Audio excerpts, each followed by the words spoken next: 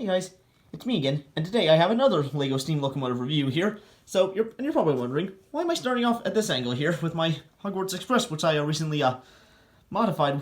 I'm giving it a conventional steam locomotive chassis. So, anyway, guess what I just did here? Yep.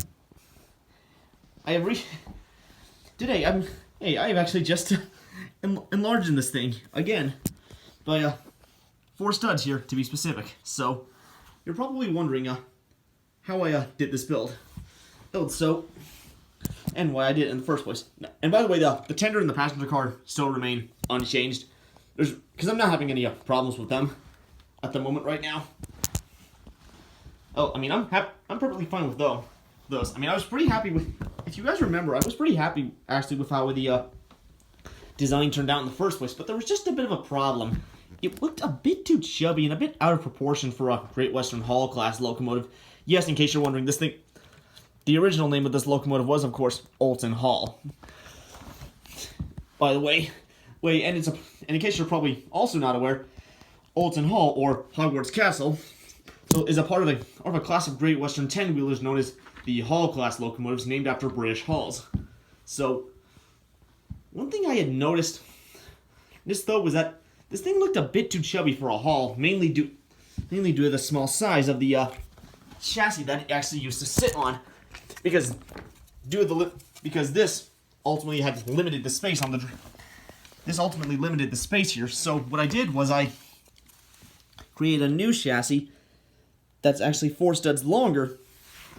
You're here to also put in this new boiler segment that's also a 4 studs, which has significantly lengthened the locomotive to 4 studs longer than it was before, which has also allowed me to create a new chassis as well. Essentially, I essentially undid what I did to it originally, because if you guys may remember when I was assembling this thing in the first place, it was essentially too long for this frame, so I shortened it, but I've essentially re-lengthened it again.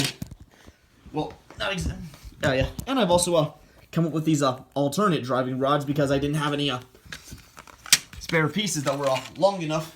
So to make these driving rods, I mean, they're actually the same on the other side as well. You can see that they've come in 2 layers, and this is how I've connected them together. So anyway, let's put and also how to use these pins as well. So anyway, let me just put this back on. Firstly, now, okay, hang on a sec. Okay, so and now that we also don't have this frame restricting anything, by the way, this frame here is actually from my Great Western 5100 class tank locomotive. Yes, I decided to call it 5100 class. I decided to declare it a 5100 class locomotive in the first place. It was because it was originally a custom locomotive, and I just declared it like that because that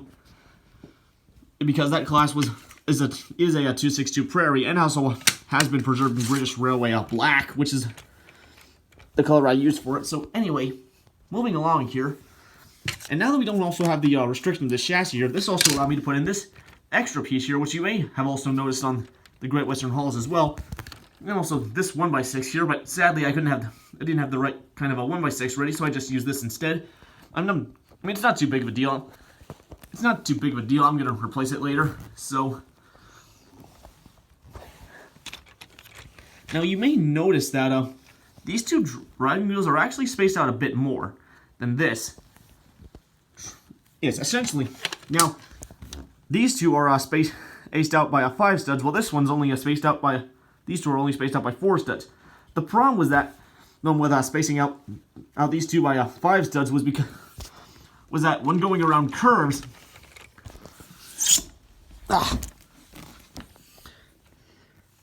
in its original position, these 2 wheels would actually come in contact with each other, would actually bump into each other, which caused some turning problems.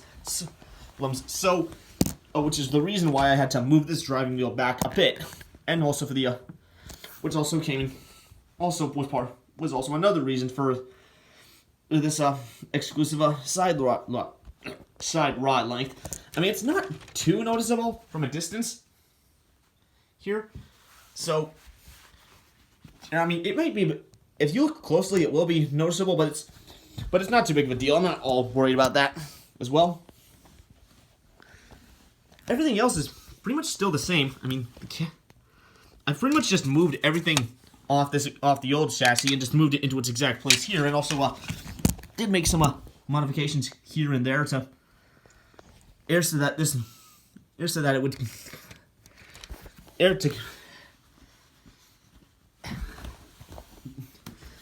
get this unlengthened look here as well. Oh, and speaking of the unlengthened look, I've also spaced the splashers out as well. I mean, that's what they're called, or wheel arches for the American audiences out there. So essentially, they've now been spaced out. Essentially, I've spaced them out as well. Now, yeah, I've spaced it. Okay, yeah, but I have. Yeah, I've just noticed that I've spaced this one out a bit. I mean, that's where it was spaced out when I had the. This is where they were in their original position. So, but now I feel really silly for not remembering to fix that problem.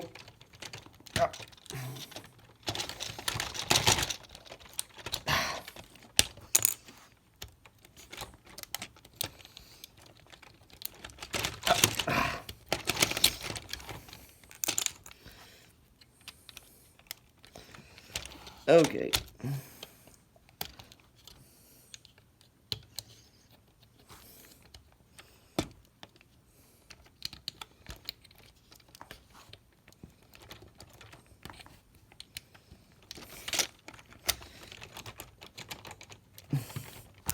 Okay, so that's how it should have been, but I completely forgot to fix that. So relevant. Anyway, so. And you can see I've also added these extra pieces in there as well as I had fixed this thing onto the chassis. So either way, that's pretty much it for the modifications as well. Wait, no, actually not. So and finally,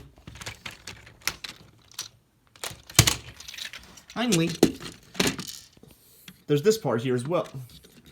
There's of course the balancer.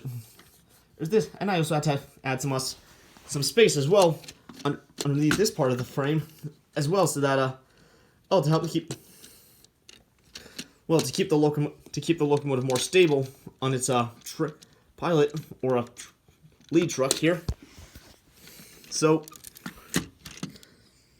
I've essentially just squeezed this all in between when the buffer beams as well. So I still can't lower the buffer beams, mainly due to the coupler getting in the way. Hey, but I've also changed that up a bit as well to try to squeeze it in more, so that the bumpers don't bump into any rail cars when don't cause any problems when going through turns. So either way, that's pretty much it. All I have to say about this new modification here. Now, if you want to find out how I built this thing, well, it's a bit of a complicated process here.